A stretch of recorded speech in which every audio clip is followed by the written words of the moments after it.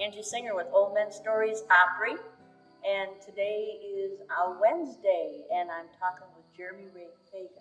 Yes. And I say Wednesday because we're both here at the same time in Lamar's, Iowa, at the National Traditional Country Music Association 40th Annual Festival. That's such a mouthful. Oh, that is. I was thinking the same thing while you were saying the words. You think they could change it, but it won't be up to me. It's just a lot of words to string together. And I was over at the main hall. There's 10 stages, so at the main stage, which is air conditioned, thank God, because it's what, 12 degrees and 180% humidity. It's really warm. So that's air conditioned in there. So that's where they let us put up our tables with our CDs. And right next to me was you. Yes. And yes, you're a songwriter, so let's go on over. I yanked you on over here, and thank you very much. And I know everybody's going to enjoy listening to your songs and getting to know you a little bit. So tell us about Jeremie Ray Faga. Where are you from originally? Well, originally from Iowa, and born and raised on the farm. Now my brother's out there on the farm with his horses, and my folks moved to town. And I live about a half an hour from the parents in the city of Atlantic.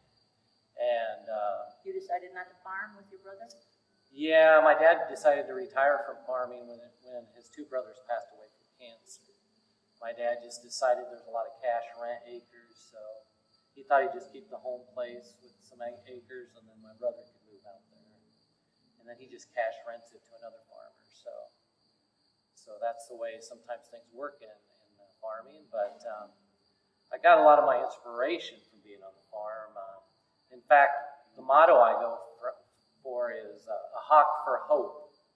And I got that from the red-tailed hawk that flies in Iowa. And I'm a Hawkeye fan too, but one time I was in my house and just a hawk for hope came to me. So that's what I do. I sing at places to give people hope.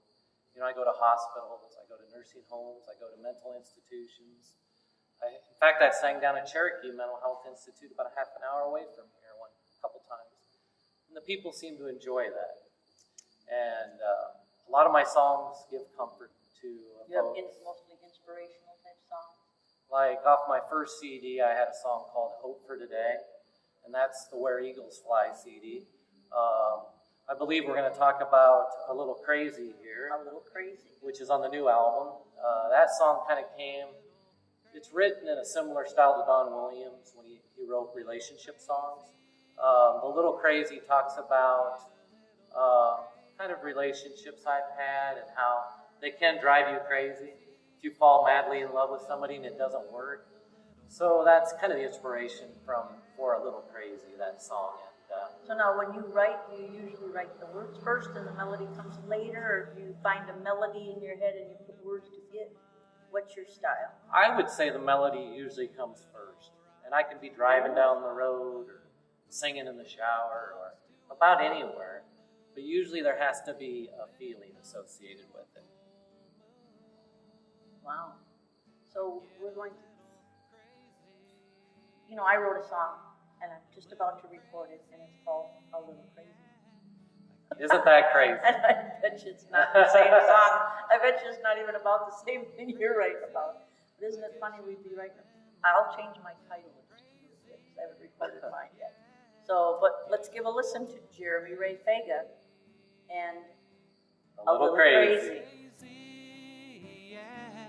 I get a little crazy, crash and burn a little crazy. I guess you live and learn.